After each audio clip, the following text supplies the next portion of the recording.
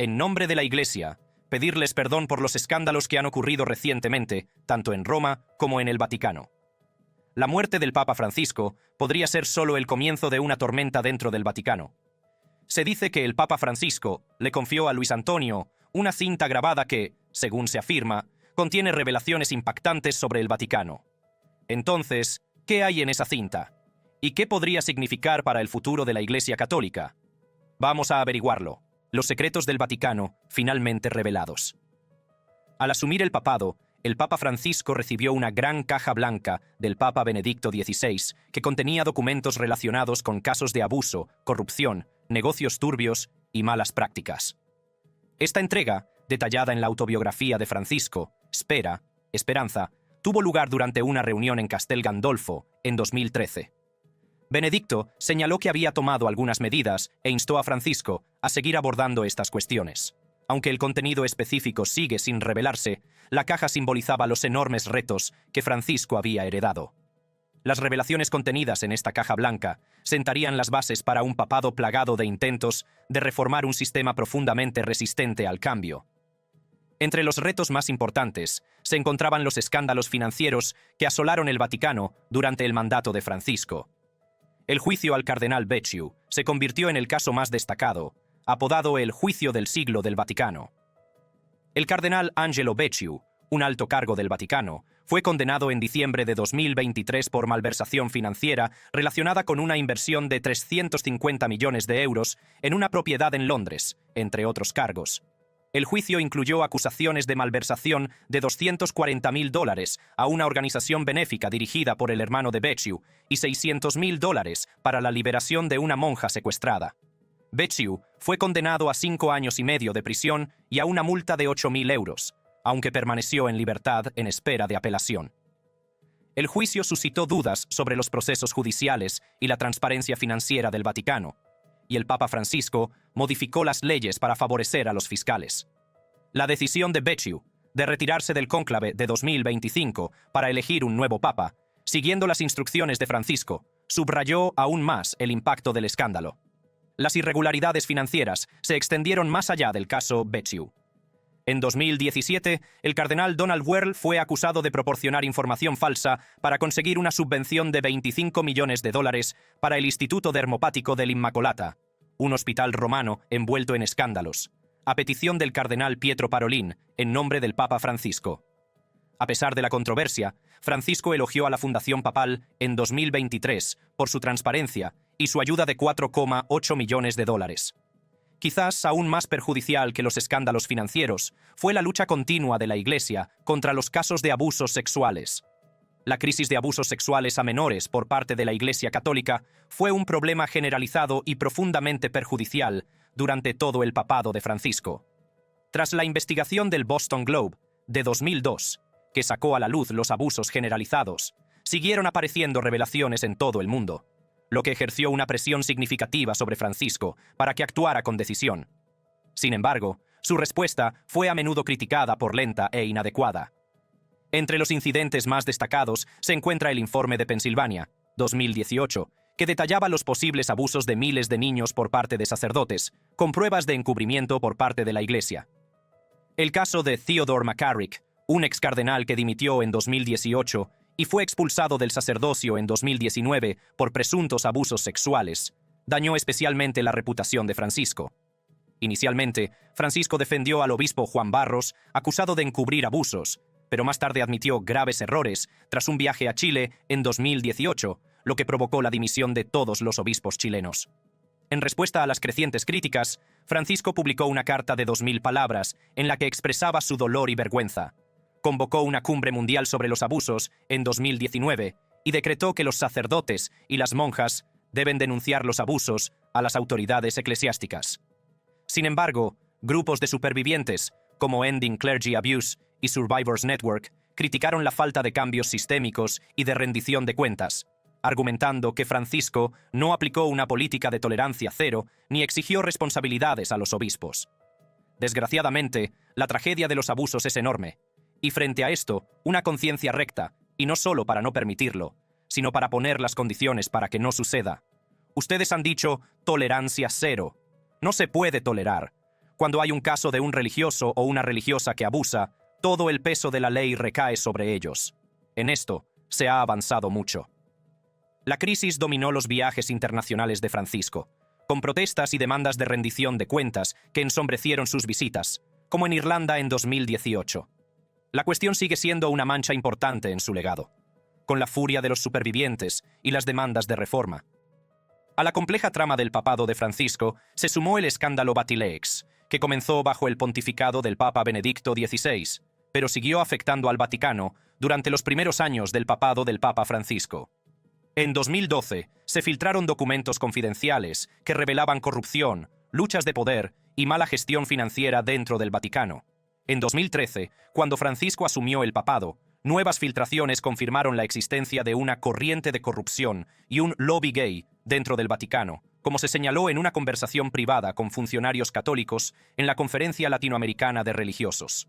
Se entregó a Francisco un dossier elaborado por los investigadores en el que se detallaban estas cuestiones. El escándalo dio lugar a acciones legales, entre ellas el juicio en 2016 de los periodistas Gianluigi Nuzzi y Emiliano Fittipaldi, que fueron absueltos por motivos de libertad de expresión, y de Monseñor Lucio Balda, que fue condenado a 18 meses por filtrar documentos, pero posteriormente recibió el indulto. El caso Batileaks puso de relieve problemas profundamente arraigados en la gobernanza del Vaticano y marcó la pauta de la agenda reformista de Francisco. En 2015 estalló el escándalo Batileaks II cuando se filtraron documentos confidenciales que revelaban la mala gestión financiera y la corrupción dentro del Vaticano. Publicados en Merchants in the Temple de Gianluigi Nuzzi y Avaris de Emiliano Fittipaldi, estas filtraciones sacaron a la luz cuestiones como el uso indebido de fondos benéficos y el gasto excesivo de los funcionarios del Vaticano. El escándalo puso de relieve los retos a los que se enfrentaba el Papa Francisco para reformar la burocracia de la Iglesia. Los documentos filtrados pusieron de relieve varias prácticas preocupantes, como el elevado coste de las canonizaciones, hasta 500.000 euros por santo, el desvío de los fondos del óbolo de San Pedro, destinados a los pobres, para cubrir los gastos del Vaticano, y los cardenales que vivían en lujosos apartamentos financiados de forma indebida. Estos hallazgos sugerían una cultura de opacidad financiera y resistencia a la visión de Francisco de una iglesia pobre para los pobres. Más allá de estos escándalos, el Papa Francisco fue criticado por sus posturas progresistas en diversas cuestiones, que alejaron a los tradicionalistas de la Iglesia. Sus comentarios sobre la homosexualidad, en particular su famosa frase «¿Quién soy yo para juzgar?», pronunciada en 2013, suscitaron controversia y debate. Sus intentos de reformar la burocracia del Vaticano y promover una iglesia más inclusiva se encontraron a menudo con la resistencia de los conservadores, que temían una dilución de la doctrina católica. El año pasado decidiste permitir que los sacerdotes católicos bendijeran a las parejas del mismo sexo. Es un gran cambio. ¿Por qué? No, lo que permití fue no bendecir la unión. Eso no se puede hacer porque no es un sacramento. No puedo. El Señor lo hizo así. Pero bendecir a cada persona, sí. La bendición es para todos. Para todos. A medida que su salud comenzó a deteriorarse a principios de 2025, el Papa Francisco siguió enfrentándose a estos retos con determinación y resistencia. Sus últimos días estarían marcados tanto por el sufrimiento físico como por su compromiso continuo con su visión de la Iglesia, dejando tras de sí un legado que seguiría desarrollándose mucho después de su fallecimiento. Hay problemas en el mundo a causa de los escándalos. Jesús es realista y dice que es inevitable que haya escándalos. Pero hay problemas en el mundo a causa de los escándalos. Antes de comenzar la catequesis, en nombre de la Iglesia, quisiera pedir perdón por los escándalos que se han producido en los últimos tiempos, tanto en Roma como en el Vaticano. Pido perdón. En este contexto de controversia y tentativas de reforma, los últimos días del Papa Francisco y la transición a un nuevo pontífice resultarían ser un momento crucial para la Iglesia católica. Las revelaciones que surgirían tras su muerte seguirían configurando el futuro de la institución que él dirigió con compasión y controversia. Los últimos días y el misterioso legado. Cuando el Papa Francisco entró en el ocaso de su papado a principios de 2025, su deteriorada salud se convirtió en el centro de atención tanto del Vaticano como de los medios de comunicación mundiales. El pontífice, que en otros tiempos había sido muy enérgico, había viajado mucho y se había comprometido activamente con los fieles, se enfrentaba ahora a graves problemas de salud que acabarían provocando su fallecimiento. Este periodo de deterioro físico estuvo acompañado de importantes esfuerzos para asegurar su legado y garantizar que sus reformas continuaran más allá de su vida. Los problemas de salud del Papa Francisco se hicieron evidentes a principios de 2025, con una cronología que narra un rápido deterioro a pesar de algunos periodos de mejora temporal. El 14 de febrero de 2025 fue ingresado en el Hospital Gemelli de Roma por bronquitis y posteriormente se le diagnosticó una infección respiratoria polimicrobiana y una doble neumonía. A lo largo de febrero y marzo de 2025, su estado fluctuó, con momentos críticos que incluyeron una crisis respiratoria que requirió oxígeno y transfusiones de sangre. El Vaticano informó de ligeras mejorías en marzo. El 23 de marzo de 2025 fue dado de alta del hospital y hizo una aparición pública, lo que indicaba una recuperación temporal. Durante este periodo de hospitalización, florecieron las teorías conspirativas y la desinformación. Algunas cuentas en las redes sociales informaron falsamente de su muerte en 4 ocasiones, acompañadas de imágenes generadas por IA en las que aparecía en estado de angustia. Un TikToker italiano incluso se infiltró en el Hospital Gemelli para demostrar que el Papa no estaba allí, afirmando que el Vaticano ocultaba su muerte. Para contrarrestar estos rumores, el Vaticano adoptó un nivel de transparencia sin precedentes, publicando boletines médicos diarios con información detallada, lo que supuso una ruptura con su tradicional secretismo. El deterioro de la salud del Papa Francisco desató especulaciones generalizadas sobre si dimitiría, siguiendo el precedente establecido por el Papa Benedicto XVI en 2013. En 2022, el Papa Francisco reveló que había escrito una carta de dimisión en caso de deterioro grave, pero subrayó que el papado era normalmente vitalicio. A principios de 2025, varios artículos discutieron esta posibilidad, y algunos cardenales la consideraron abiertamente.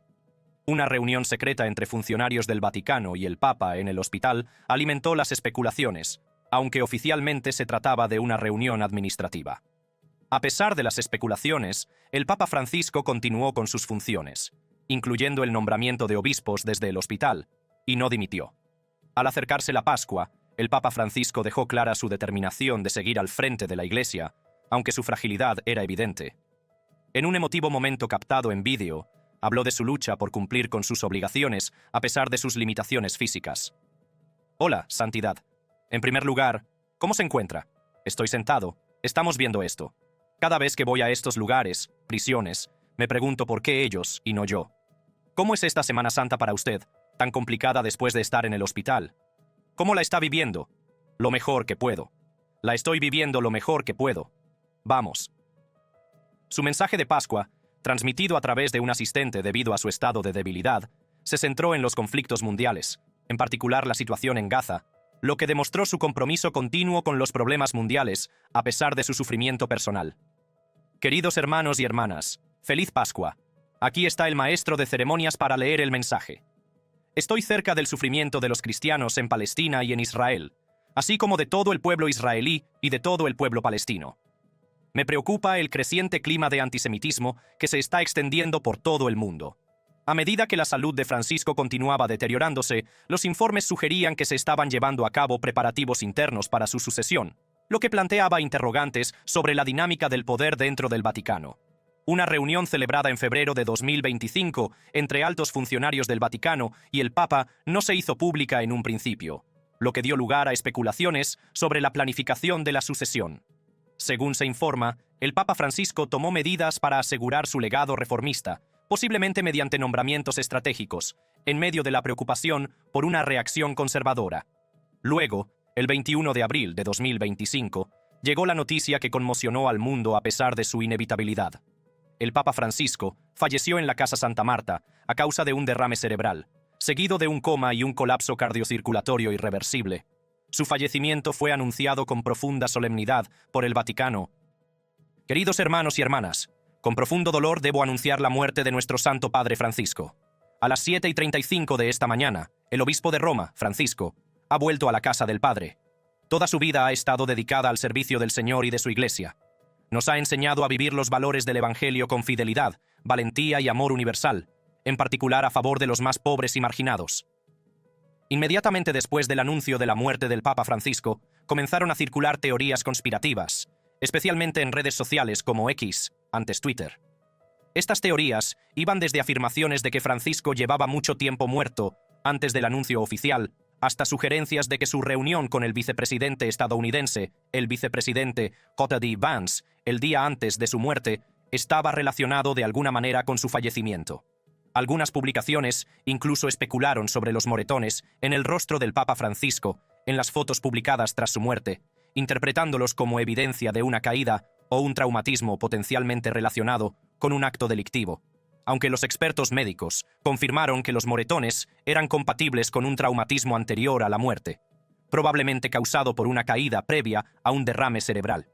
Las teorías conspirativas se vieron amplificadas por figuras como el arzobispo Carlo Maria Viganò, una controvertida figura conocida por sus críticas al Papa Francisco, quien supuestamente afirmó en febrero de 2025 que el Papa ya había fallecido y que el Vaticano estaba publicando informes médicos contradictorios para ocultarlo.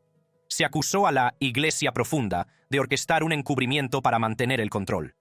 Sin embargo, ninguna declaración oficial del Vaticano ni ningún medio de comunicación creíble corroboró la afirmación de Viganò en febrero, y su historial de retórica contra Francisco, incluidas las peticiones de dimisión del Papa en 2018, sugiere un sesgo. Algunas teorías relacionaban la muerte del Papa Francisco con profecías, como la predicción del siglo XII de San Malaquías sobre el último Papa, o la profecía de 2016 del profeta Elvis Mbonye sobre un momento que acabaría con la vida en el Vaticano. Otros alegaban que su muerte se alineaba con una agenda globalista, y figuras como el general Michael Flynn sugerían que revelaba una conspiración más amplia.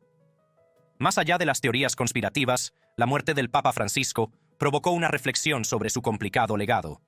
Sus políticas progresistas, como el apoyo a la inclusión de las personas LGBTQ+, los debates sobre el celibato sacerdotal y los esfuerzos para abordar los abusos del clero, ya eran controvertidas. El deterioro de su salud volvió a poner de relieve estas cuestiones, y se intensificaron las críticas por el uso por parte del Vaticano de obras de arte del acusado de abusos Marco Rupnik, a pesar de los llamamientos para que se retiraran. También resurgió el caso del obispo chileno Juan Barros, a quien Francisco defendió inicialmente. Las posturas de Francisco sobre cuestiones sociales se enfrentaron a la resistencia de las facciones conservadoras, y su crisis de salud provocó debates sobre si su sucesor continuaría con estas reformas. En los días posteriores a la muerte del Papa Francisco, la atención se centró en sus últimos mensajes y en el proceso de selección de su sucesor. Sus últimas declaraciones públicas, pronunciadas justo antes de su fallecimiento, revelaron a un pontífice aún profundamente preocupado por los conflictos mundiales y las crisis humanitarias, en particular la situación en Gaza. Al mismo tiempo, mi pensamiento se dirige a la población, y en particular a la comunidad cristiana de Gaza, donde el terrible conflicto sigue generando muerte y destrucción y provocando una dramática e incalificable situación humanitaria. Hago un llamamiento a las partes beligerantes: detengan los disparos, liberen a los rehenes, ayuden a las personas que padecen hambre y aspiran a un futuro de paz. Este enfoque en la paz y la reconciliación en sus últimos días se alineó con los temas más amplios de su papado, que enfatizaban la preocupación por los marginados y el deseo de armonía global. Sin embargo, también puso de relieve el carácter inconcluso de su labor, ya que muchos de los conflictos y crisis que abordó continuaban sin cesar. La elección del cardenal Robert Prevost como Papa León XIV el 8 de mayo de 2025 siguió a un cónclave marcado por los debates sobre la continuación de la agenda progresista de Francisco frente al retorno al conservadurismo. Esta transición resultaría ser un momento crucial para la Iglesia Católica, que se enfrentaba al legado del Papa Francisco y a la dirección que tomaría bajo un nuevo liderazgo. Mientras el mundo lloraba al Papa Francisco y esperaba la elección de su sucesor, persistían las preguntas sobre lo que había dejado atrás.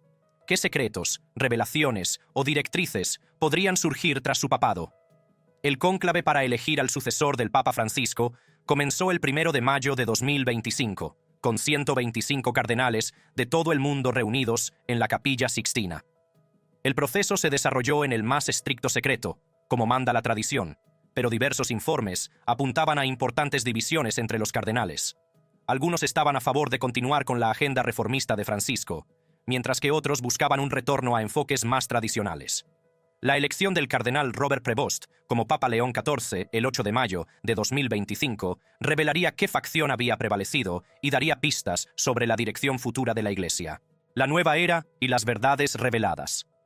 La elección del cardenal Robert Prevost como Papa León XIV marcó un momento histórico para la Iglesia Católica.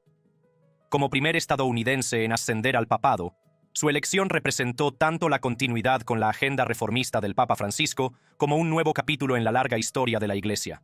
La elección del nombre León, que recuerda la encíclica del Papa León XIII sobre los derechos de los trabajadores, sugirió un pontífice que continuaría haciendo hincapié en la justicia social, al tiempo que podría tender puentes entre las divisiones dentro de la Iglesia.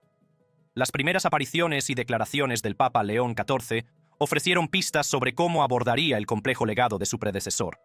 En su primera misa, habló en inglés e hizo hincapié en la renovación y la continuidad.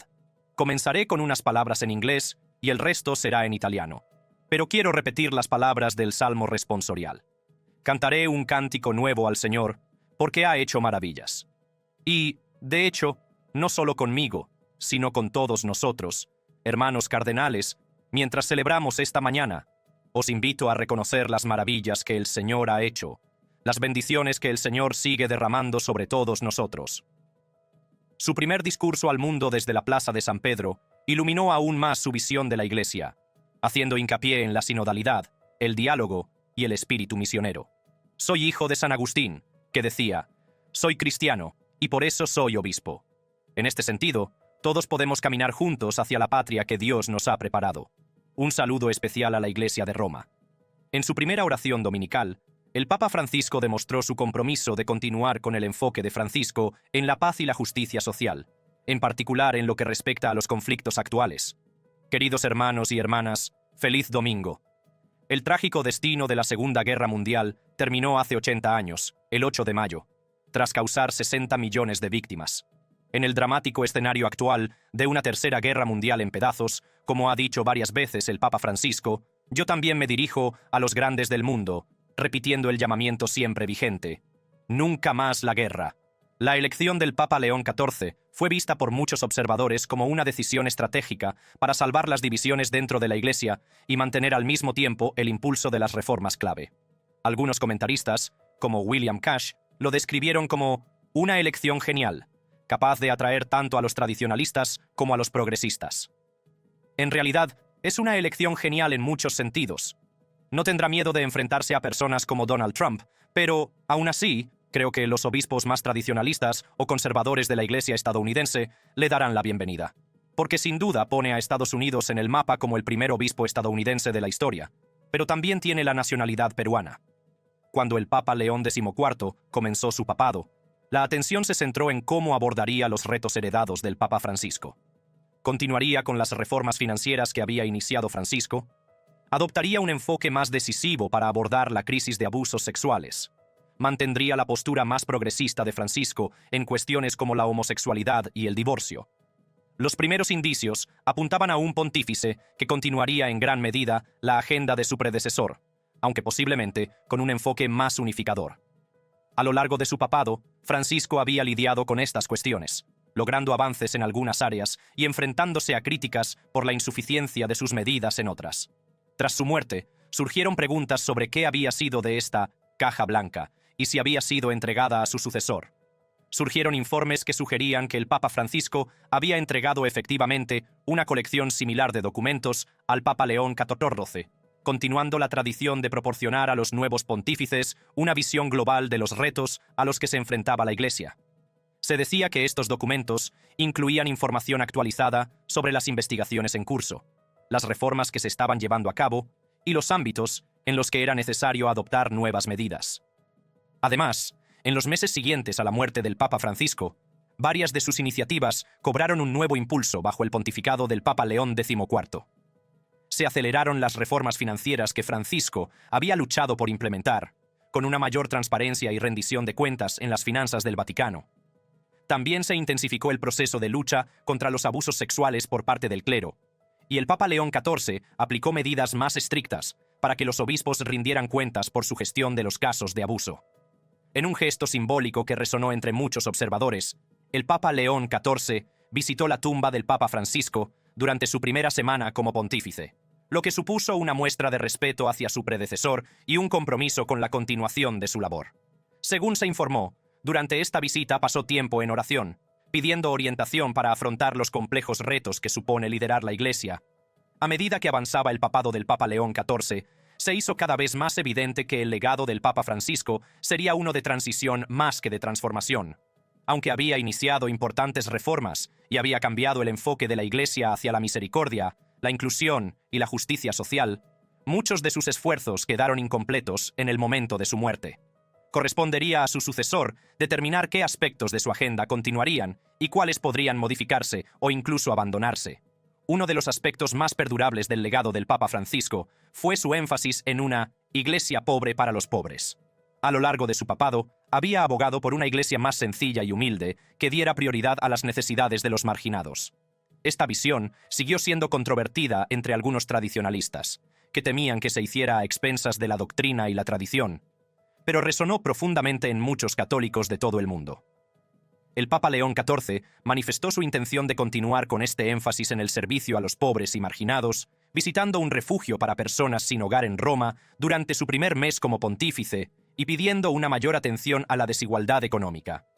Al mismo tiempo, trató de tranquilizar a los tradicionalistas, haciendo hincapié en la doctrina inmutable de la Iglesia en cuestiones como el matrimonio y la sexualidad, al tiempo que mantenía el enfoque más pastoral de Francisco hacia las personas.